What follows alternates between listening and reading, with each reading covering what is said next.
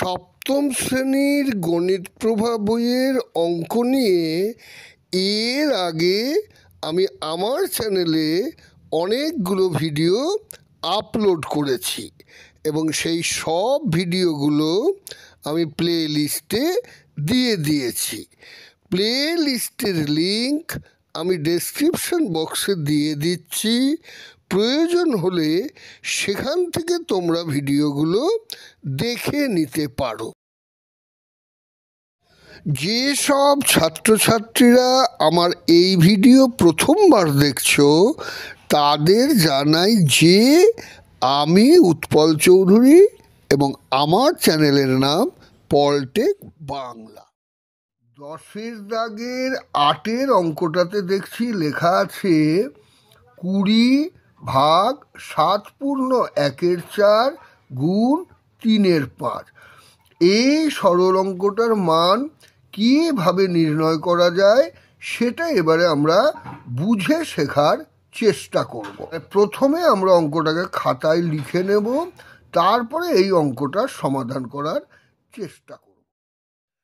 এখানে দেখছি প্রথমে আছে একটা পূর্ণ সংখ্যা, তারপরে আছে একটা মিশ্র ভগ্নাংশ, তারপরে আছে একটা প্রকৃত ভগ্নাংশ। তাহলে আমাদের প্রথম কাজ হবে আমরা এরপরে একটা সমান চিহ্ন দিয়ে পূর্ণ সংখ্যাটাকে ভগ্নাংশের আকারে লিখব 20, নিচে লিখব 1। ভাগ চিহ্ন যেমন আছে তেমন বসিয়ে দেব। এবারে মিশ্র ভগ্নাংশটাকে অপ্রকৃত ভগ্নাংশে পরিণত করে নেব। তাহলে 7 আর 4 গুণ করলে হয় 28, 28-এর সঙ্গে 1 যোগ করলে হয় 29। তাহলে আমরা লবের জায়গায় লিখব 29, হরের জায়গায় লিখব 4। এরপরে গুণ চিহ্ন যেমন আছে তেমনও বসিয়ে দেব, ভগ্নাংশটাও যেমন আছে তেমন বসিয়ে দেব। এরপরে একটা সমান চিহ্ন দেব, 1 যেমন আছে তেমন লিখে নেব, ভাগ চিহ্নের জায়গায় আমরা গুণ চিহ্ন দেব। এই ভগ্নাংশটাকে আমরা এবারে উল্টো করে লিখব। তাহলে 4 হবে লবের জায়গায়, 29 হবে হরের জায়গায়।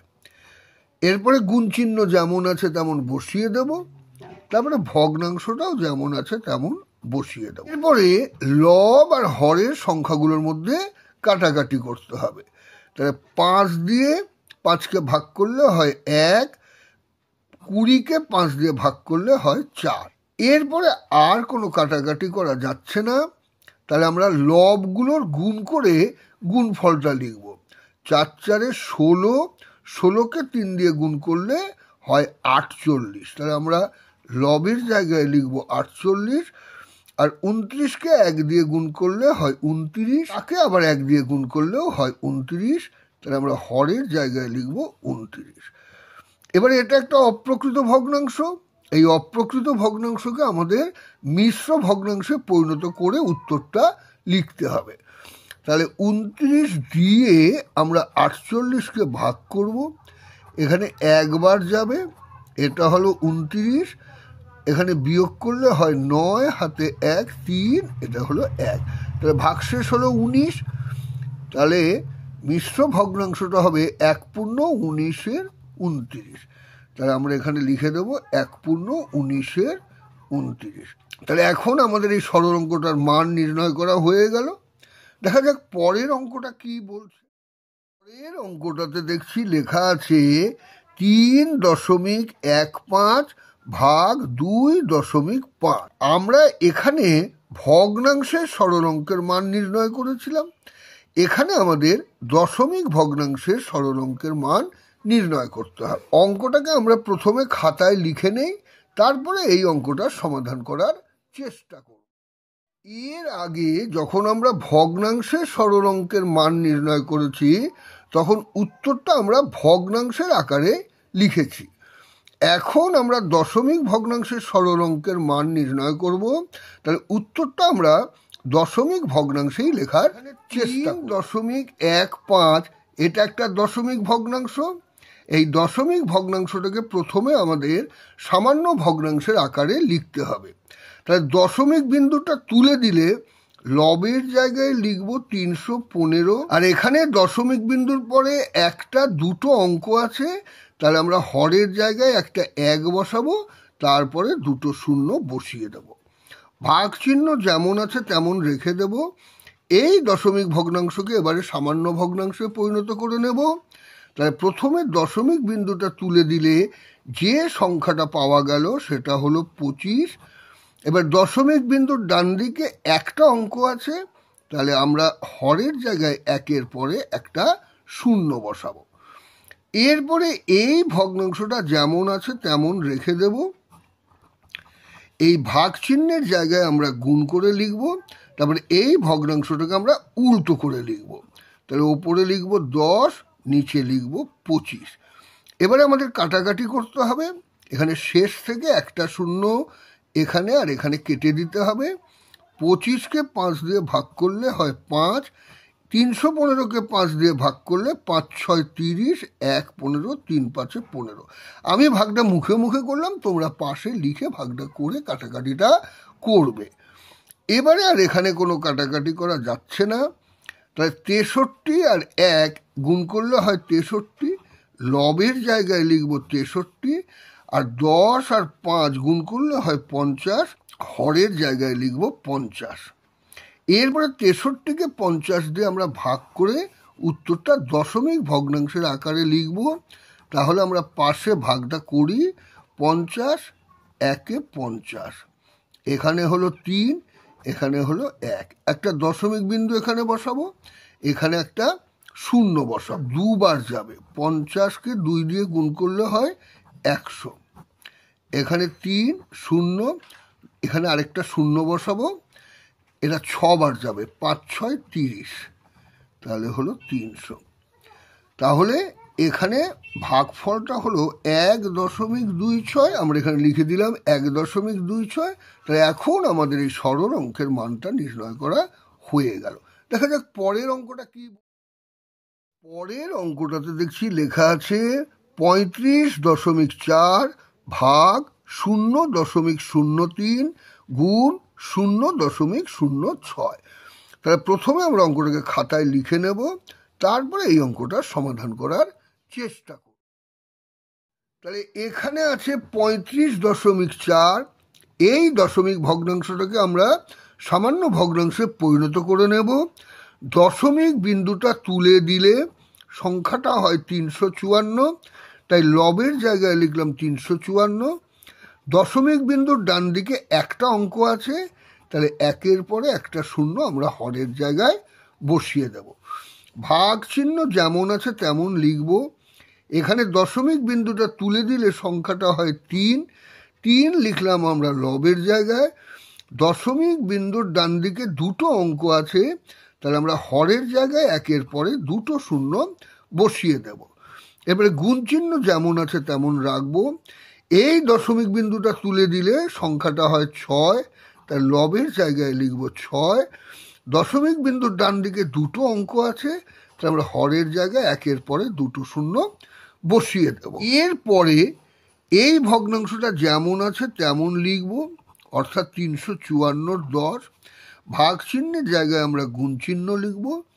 এই ভগ্নাংশটাকে এবার আমরা উল্টো করে লিখব, তাহলে 100 উপরে লিখব আর নিচে লিখব 3।